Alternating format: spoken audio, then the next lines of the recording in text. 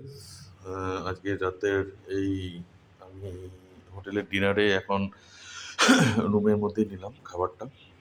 এখন আমি ওই রাধিকা রিজেন্সিতেই আছি। তো এখানে নিলাম হচ্ছে বাসমতি রাইস, প্লেন রাইস, একদম ঝুরঝুরে চাল দেখতেই পাচ্ছেন। এটা নিল 169। আর তার সাথে হচ্ছে মটন কারি নিলাম। এই মটন কারি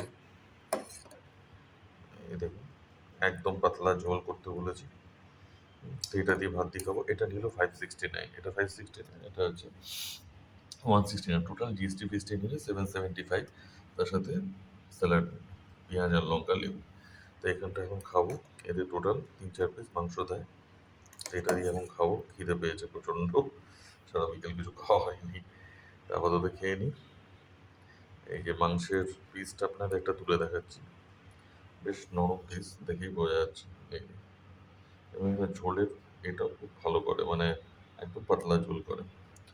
তা এর মধ্যে আলু দিয়েছে, যেটা ওরা দেয় না, আমি বলে দিয়েছিলাম আলু দেওয়ার জন্য।